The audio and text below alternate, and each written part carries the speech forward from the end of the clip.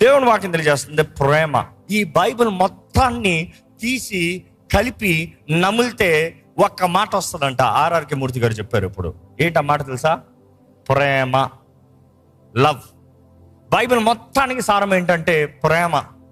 దేవుని ప్రేమ, దేవుడు మన ఎడల కలిగిన ప్రేమ, దేవుడు మన పట్ల చూపిస్తున్న ప్రేమ. నీవు దేవుని ప్రేమించాలి. That is a fundamental thing.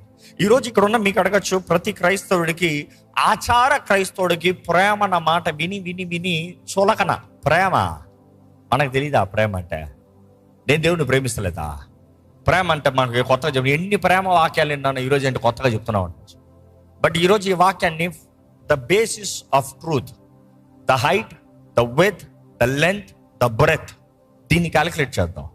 ప్రేమలో ఏముంటుంది, ఏదంటే దేవుడు మనకు చూపించేది ఏంటి, అది మనం కలిగి ఉండాలనేది దేవుడు చెప్తున్నాడు. పరీక్షించుకుందాం.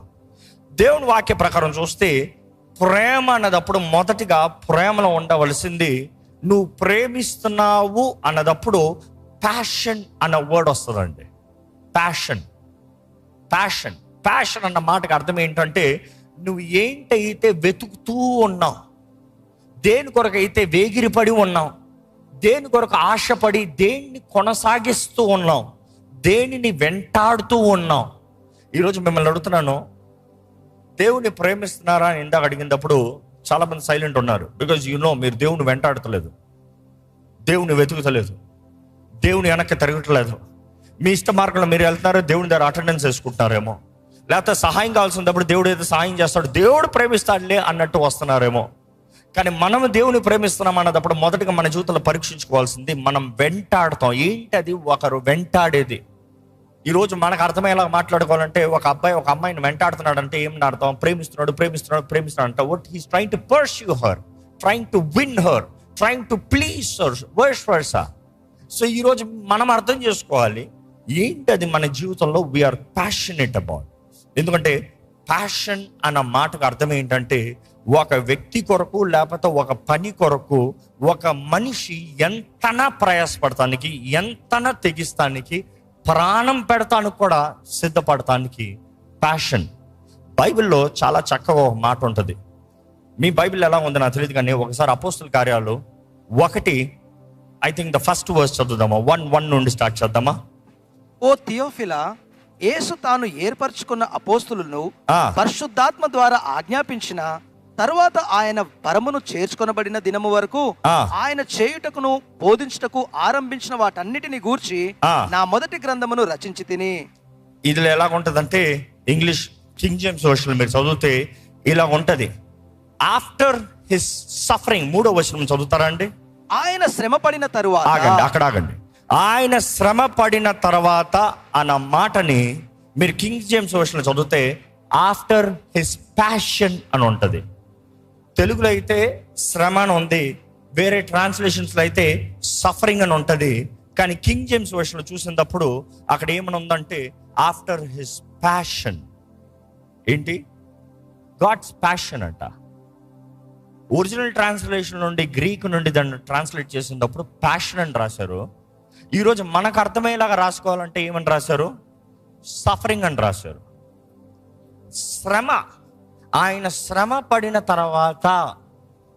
ఆ మాటకు అసలు అర్థం చూస్తే ఆఫ్టర్ హిస్ ప్యాషన్ అన్న మాటకి ఆయన ప్రేమించిన దాని కొరకు ఆయన శ్రమ పడిన తర్వాత, ఆయన ప్రేమించినది ఆయన చేసి ముగించిన తర్వాత, ఆయన ప్రేమ పూర్వకంగా జరిగించవలసింది జరిగించిన తర్వాత, ఆయన ప్రేమను బట్టి గాయపరచబడి సిలువ పైన వేలాడిన తర్వాత.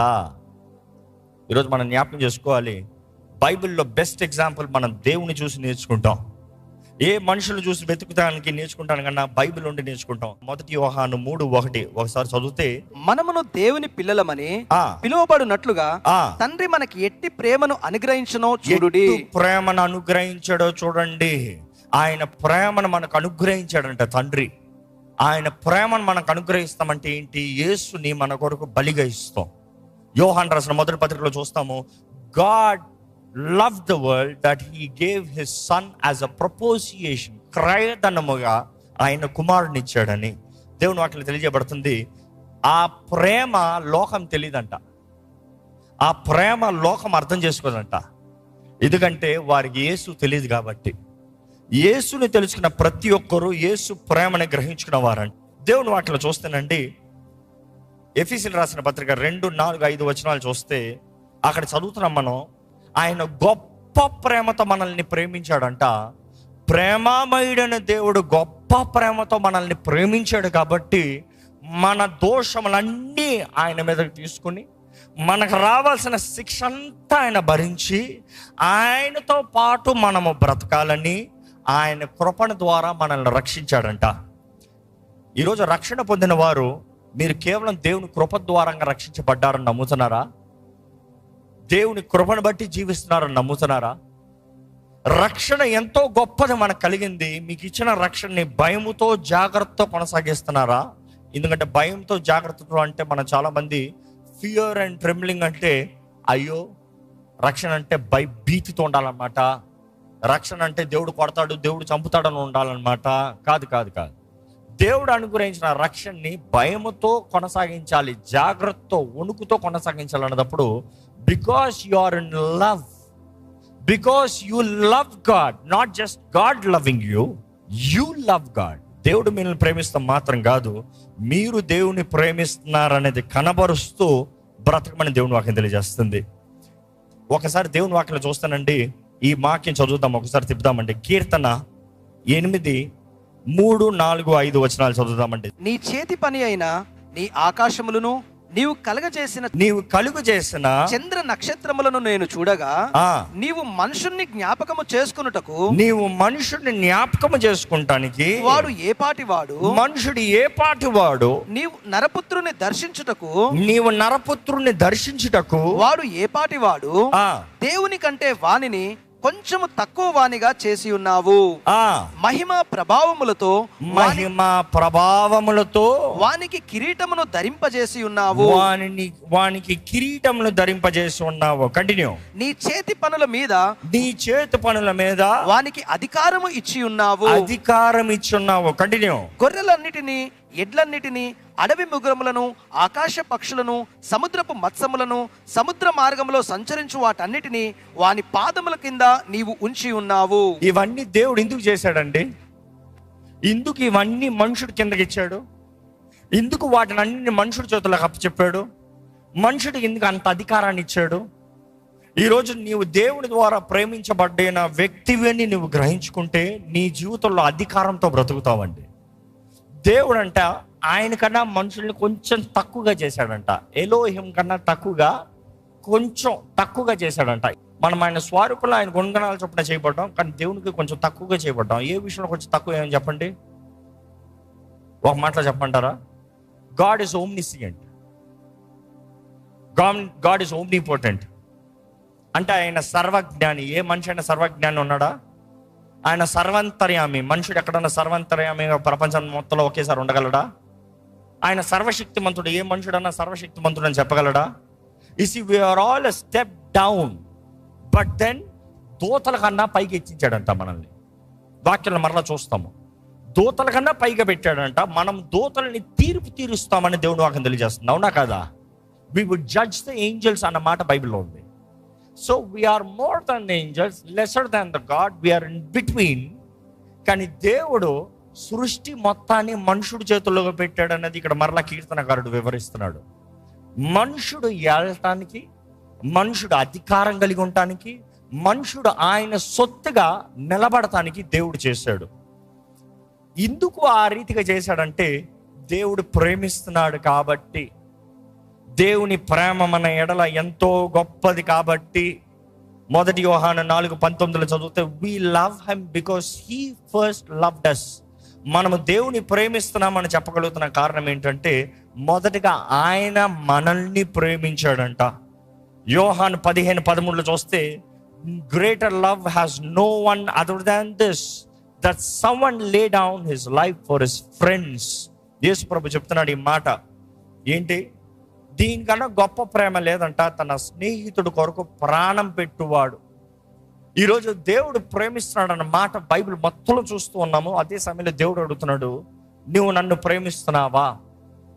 బైబిల్ చూసినప్పుడు మనం గమనించగలిగేది, when we have love, we have pursuit, that is passion.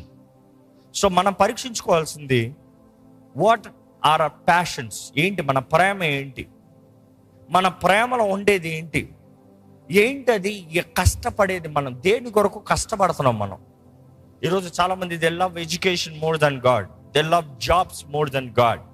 అందుకని ఎప్పుడు చూసినా చదువు చదువు చదువు చదువు చదువు చదువు చదువు చదువు. కొంతమంది లోకంలో చూసినప్పుడు because of their passion they will do anything. Now I am coming narrow to that point of passion, first dimension. నీకు because you are passionate you pursuit అన్న మాటకి నువ్వు వెంటాడతాము. నువ్వు వెంటాడటానికి ఏదైనా సరే నువ్వు సమయం వాడేది, సమయం గడిపేది. ఇక మాట చెప్పాలంటే నువ్వు దేనికి ప్యాషనేట్ కలిగి ఉన్నావో దానికే నీ సమయాన్ని వాడతావు.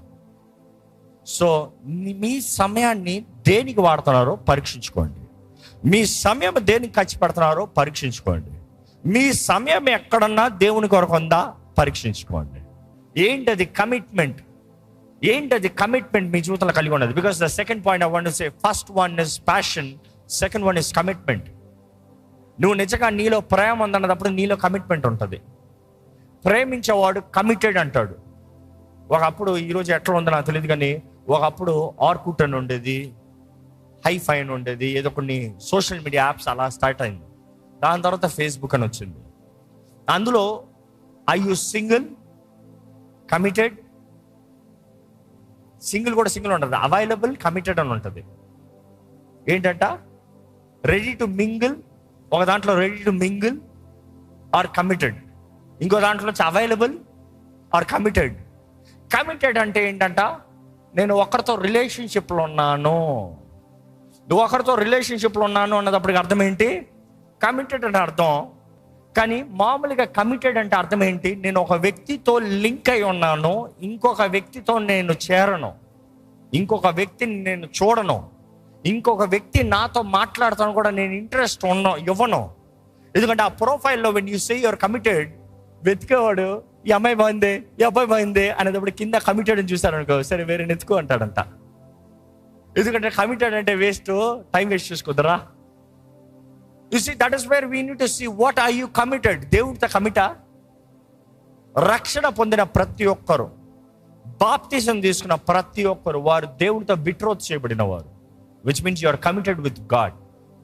You are committed with God. దేవునితో వివాహం అని చెప్పచ్చు కదా అండి, లేదు గొర్రెపిల్ల వివాహం ఉంది, వెయిట్. రక్షించబడిన ప్రతి ఒక్కరు, బాప్తిజం తీసుకున్న ప్రతి ఒక్కరు గొర్రెపిల్ల విందు. ఆ పిలుపు వచ్చినప్పుడు, యేసు ప్రభు మేఘరూఢుగా వచ్చినప్పుడు ఎత్తబడిన ప్రతి ఒక్కరు, you see a great wedding. కానీ ఆర్ యు కమిటెడ్? ఎంగేజ్మెంట్ లేకుండా దేవుడు పెళ్లి చేసుకోవడం అంట. Sorry, God has very decent manner. Engagement లేకుండా చేసుకోవడం అంట. ఈ రోజులాగా లేచి వెళ్ళి పెళ్లి చేసుకుంటాం అలాంటి దేవుడు చేయడంట. దేవునికి పద్ధతి ప్రకారం he wants committed. Make a decision. రక్షణ నీ హృదయంలో నీవు నిర్ణయించుకుని, నీ పాపాలు ఒప్పుకుని, నీ గతాన్ని విడిచిపెట్టి క్రీస్తు రక్తంలో నిబంధన చేసుకుంటే అప్పుడు ఆ వివాహంలో నువ్వు ఉంటావు. ఈరోజు మన జీవితంలో పరీక్షించుకోవాలి, వాట్ ఆర్ వి కమిటెడ్. యేసు ప్రభు ఆయన కమిట్మెంట్ని చూపించాడండి ఈ లోకంలోకి వచ్చినప్పుడు. ఎంత కష్టం వచ్చినా, ఎంత నష్టం వచ్చినా, ఎంత శ్రమలు వచ్చినా, ఎంత పోరాటం వచ్చినా, ఎంత అవమానం వచ్చినా, ఎంత చేతకాని పరిస్థితి అయినా కూడా హీ నెవర్ గేవ్ అప్. ఆయన దేవుడు అండి అనొచ్చు, అవును, కానీ మానవుడిలాగా ఉన్నాడు. మానవుడిలాగా శోధించబడ్డాడు, మానవుడిలాగా మన మధ్య నివసించాడు, నర రూపధారిగా మనలాగే జీవించాడు. ఆయన మనుషుడు శోధించబడే అన్ని రీతిలుగా ఆయన శోధించబడ్డాడంట. But he never gave up. ఈరోజు మనం కూడా how much commitment do we have towards God nor life. మూడోదిగా నేను చెప్పదలుచుకుంది, నిజమైన ప్రేమలో ప్లెజర్ ఉంటుందండి. ఈ ప్లెజర్ లైఫ్ అన్నదప్పుడు let me talk about again husband and wife, the best relationship in the world. Husband and వైఫ్లో చూసినప్పుడు ఈరోజు చాలా వివాహాల్లో దెర్ ఇస్ పర్స్యూట్, నేను ఒకరిని ఒకరు సంతోష పెట్టాలి, కమిటెడ్, ఒకరికొకరు నమ్మకం ఉండాలి. బట్ ప్లెజర్ ఉందా అంటే క్వశ్చన్ మార్క్. ఎందుకంటే ఈ రొటీన్ లోకంలో, ఈ రోబోటిక్ లోకంలో ఈ టైంకి ఇచ్చేయాలి, ఈ టైంకి ఇచ్చేయాలి, ఈ టైంకి ఇది చేయాలి. I'm committed for this time, I will commit this thing on this time. ఇది రొటీన్లో ఇది వెళ్ళిపోతా. ప్లెజర్ ఉందా? దేవుని వాటిలో చూస్తాము, ఆయన సన్నిధిలో మనకి నిత్య సుఖం అంట. Again that is the word pleasure. There is Joy, there is pleasure in the presence of God. ఎక్కడ నిజమైన ప్రేమ ఉందో అక్కడ ప్లెజర్ ఉంటుంది. ప్లెజర్తో చేసేది ఏదైనా సరే ఎంజాయబుల్. ప్లెజర్ లేకుండా చేసేది ఏదైనా సరే painful. You see there is a difference. ఒక పని నువ్వు నొప్పితో చేస్తున్నావంటే ప్లెజర్ లేదు అక్కడ. ఒక పని నువ్వు ఎంత కష్టపడినా కూడా నువ్వు చేసేదాన్ని ఆనందించగలుగుతున్నావంటే అక్కడ ప్లెజర్ ఉందని అర్థం. God wants you to serve him with pleasure. Stop boasting or complaining. Today we really need to test. దేవుని సన్నిధిలోకి వచ్చినప్పుడు దేవుని సన్నిధిలో ఆనందముతో ఆనందిస్తానికి ఆరాధిస్తానికి వస్తున్నారా, లేకపోతే దేవుడు చంపేస్తాడు తిడతాడు అన్నట్టు వస్తున్నారా? ఎందుకంటే రెండు రకాల క్రిస్టియన్స్ కామన్గా కనబడుతున్నారంట. ఒకటి అటెండెన్స్ వేసుకునేది, దట్ ఈస్ రిచువల్ క్రిస్టియన్స్. దేవుడు కొడతాడు, దేవుడు తిడతాడు, దేవుడు నరకంలోకి వేసేస్తాడని. రెండో రకం ఏంట్రా అంటే, నాకు ఏదైనా కావాలంటే దేవుడు సాయం చేస్తాడు కాబట్టి దేవుని దగ్గరికి వెళ్ళి అడిగి తీసుకోదాం. ఈ కాదు. When you really worship, adoration అన్న మాట చూస్తాం. Adoration is done based on who he is. ఆయన ఏమై ఉన్నాడో దాన్ని బట్టి ఆయన్ని గణపరుస్తాము. నిజంగా అడోరేషన్లో పవర్ ఏంటంటే, నీ దేవుడు ఎవరో నువ్వు చెప్తా ఉండేటప్పుడు నీలో ఏం కలుగుతుంది తెలుసా? ధైర్యం కలుగుతుంది. నా ముందున్న శత్రువుకి నేను చూసి భయపడేదానికన్నా నా దేవుడు ఎవరో నేను చెప్పుకోగలిగితే, నువ్వు ఎవరో నీ ముందు వచ్చి నేను వివరించగలిగితే నాలో కలిగే ధైర్యం లెవెల్ వేరు. The way I can stand boldly, నేను వెళ్ళిపోవచ్చు ముందుకి. కారణం ఏంటంటే నా వెనకాల నా దేవుడు ఉన్నాడు, నన్ను చూసుకునే దేవుడు, నా తండ్రి ఉన్నాడు, నా జీవితంలో సర్వం చేయగలిగిన దేవుడు ఉన్నాడు. ఈరోజు మిమ్మల్ని అడుగుతున్నానండి, how much pleasure do you take in God? దేవుని యందు ఎంత ఆనందిస్తున్నావు? మిమ్మల్ని అడుగుతున్నాను. చివరి మాట ఫస్ట్ ఏం చెప్పండి? Passion, which links with pursuit, your time.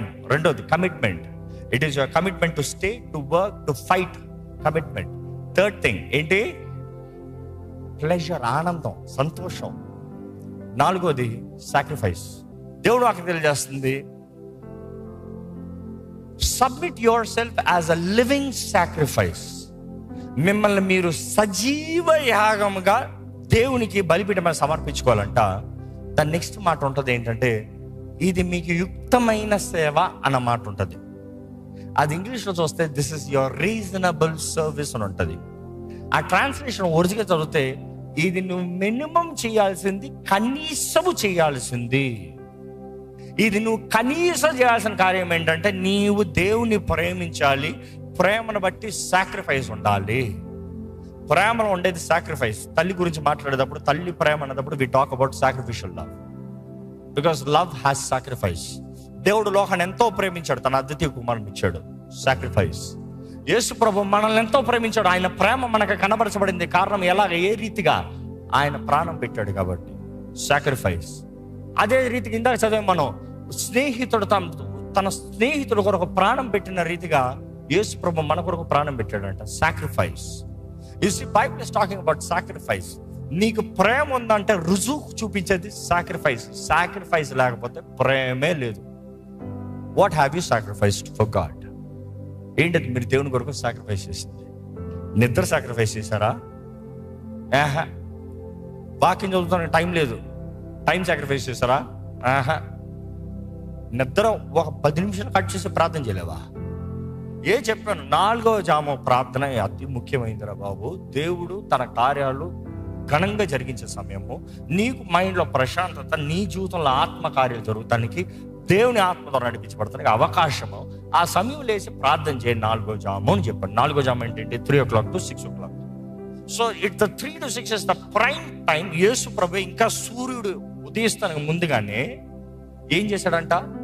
ఆయన వేకుగా లేచి ఆయన ప్రార్థన చేశాడు. వాక్యం యథావిధిగా ఆయన వెళ్ళి ప్రార్థన చేసుకున్నాడు నమ్మి. అంతే. That is the time. See, that is the time. Bible మొత్తంలో చూస్తే God ministers, God speaks, God gives visions. It's the time you connect with God.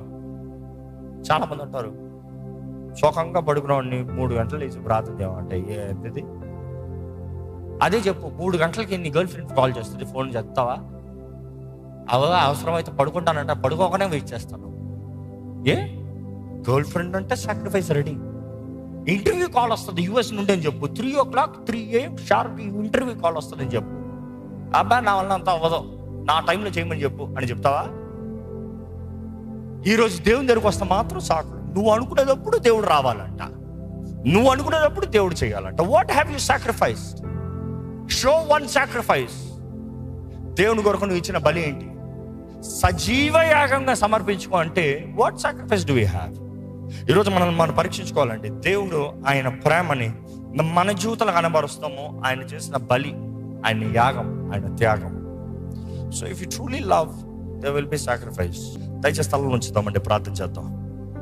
God loves you and God wants you to love him. Your life should be challenging to others. నీ జీవితం సవాలుగా బ్రతకాలి. యథార్థతతో, విరిగి నలిగిన హృదయంతో, స్తుతి కృతజ్ఞతతో, దీన మనస్సుతో ప్రభుని సేవిస్తున్నావా?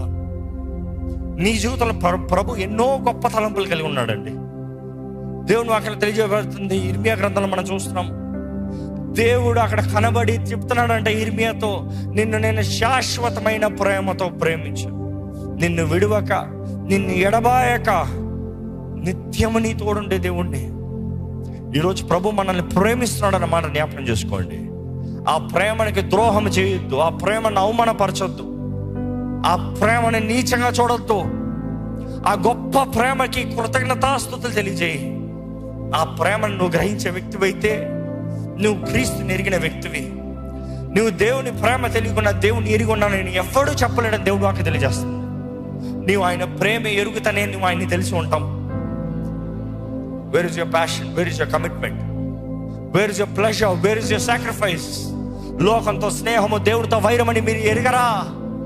దేవుని సన్నిధిలో లేని ఆనందం నువ్వు లోకంలో కలుగుతుందంటే నువ్వు నిజంగా పరీక్షించుకోవాలి. నువ్వు ఎవరిని ప్రేమిస్తున్నావు? లోకాన్ని ప్రేమిస్తున్నావా? దేవుని ప్రేమిస్తున్నావా?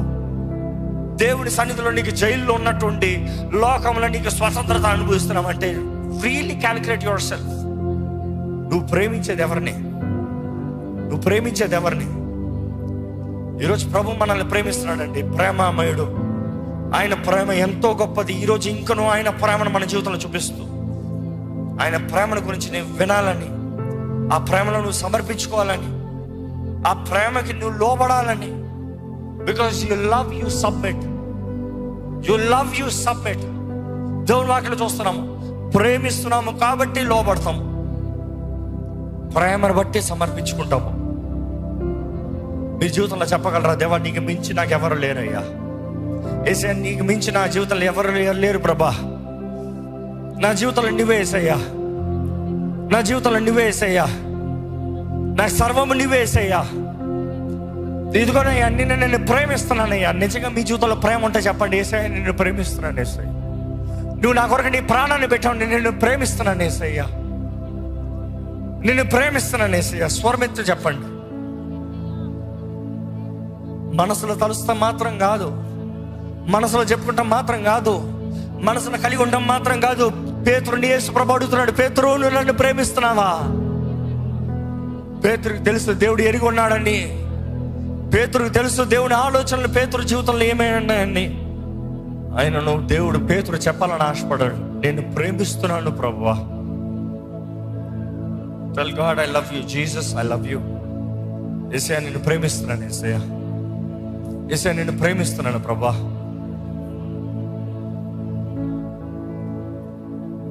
ఈరోజు యేసు ప్రభు కొరకు ఏం చేస్తానని తెగిస్తున్నావు? ఏదైనా నీ కొరకు తెగిస్తానన్నా, నీ కొరకు ఎంతనా పోరాడతాను యేసయ్యా,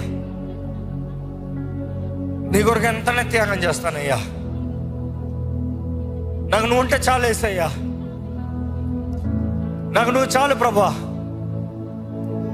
ఈరోజు దేవునితో చెప్తామంటే, నీ రాక కొరకు ఎదురు చూస్తున్నాను, నిన్ను ప్రేమిస్తున్నాను కాబట్టి నీ రాక కొరకు ఎదురు చూస్తున్నాను అయ్యా, నీ కొరకు నేను జీవిస్తానయ్యా, నీ కొరకు ఏదైనా నిలబడతాను ప్రభా. అయ్యా నీ ప్రేమ నా తోడున్నంత వరకు నేను దేనికి భయపడాల్సిన అవసరం లేదు. దేవా నీ ప్రేమ నాకు చాలయ్యా, నా తప్పుల్ని కప్పేది నీ ప్రేమ, నా పాపాలని కడిగేది నీ ప్రేమ, నా లోపాలని కప్పేది నీ ప్రేమ. నీ ప్రేమ నా ఎడల ఉన్నంత వరకు నేను దేనికి భయపడాల్సిన అవసరం లేదు. నీ కృపా సింహాసనం దగ్గర నేను ధైర్యంగా రావచ్చయ్యా. నువ్వు నన్ను ప్రేమిస్తున్నావని నేను ఎరుగుతా మాత్రమే రావచ్చయ్యా. నాకు నువ్వు చాలు ప్రభా. ప్రతి ఒక్కరు స్వరం అయితే చెప్తామా? ప్రతి ఒక్కరు స్వరం అయితే చెప్తాను, నాకు నువ్వు చాలు యేసయ్యా. నిజంగా చాలంటే నిజంగా చాలని చెప్పండి. ప్రభా నీ కొరకు వేచి ఉంటామయ్యా, నీ రాక కొరకు ఎదురు చూస్తున్నామయ్యా. ఎవరెవరైతే నీ ప్రేమను అనుభవిస్తూ నీ ప్రేమను ఉంటానని మాటిస్తున్నారు అయ్యా, మమ్మల్ని భద్రపరిచేయ్యా. నీ ప్రేమతో ఇక్కడ ఉన్న ప్రతి ఒక్కరిని నింపయ్యా. నీ ప్రేమను అనుభవించి వారు నిన్ను ఎరిగి ఉన్నవారు, నీ ప్రేమ ఎరగని వారు నిన్ను ఎరగని వారు ప్రభా. దేవా నీలో నిలిచి ఉన్నామంటూ నిన్ను ప్రేమించిన వారైతే అబద్ధకులు కదయ్యా. Give us the standing power, the commitment, Lord. నీ తలంపులు గొప్పవి, నీ ఉద్దేశాలు గొప్పవి, నీ కార్యాలు గొప్పవి. నీ తలంపులు, నీ ఉద్దేశాలు, నీ కార్యములు మాత్రమే మా జీవితంలో జరుగునుగా కానీ ప్రకటిస్తున్నామయ్యా. నీ ఆత్మ ద్వారంగా నీ కార్యములు, నీ చిత్తము మా జీవితంలో జరిగించు. అంతం వరకు నమ్మకస్తులుగా నీ కొరకు సమర్పించుకున్న జీవితం కలిగిన వారుగా నీ మహిమ కొరకు మా జీవితంలో సమస్తము చేయాలి. నిన్ను ప్రేమిస్తున్నాము కాబట్టి నిన్ను గణపరుస్తూ మేము బ్రతకాలయ్యా. దేవా అంచెతనంలో ఉన్న మేము శ్రమలైనా ఏదైనా కూడా నీ దృష్టిలో నమ్మకంగా నిన్ను గణపరచు సాక్షిగా జీవించే కృపను మాకు అనుగ్రహించి విడుకుంటూ ఈ ఆలయాన్ని జ్ఞాపకం చేసుకో, ఈ స్థలాన్ని జ్ఞాపకం చేసుకో. ప్రతి విషయం నీ చిత్తాన్ని జరిగించమని నజరేయుడైన యేసు నామములో అడిగి విడిచున్నాం తండ్రి. ఆమేన్, ఆమేన్. దైవం నీవయ్యా.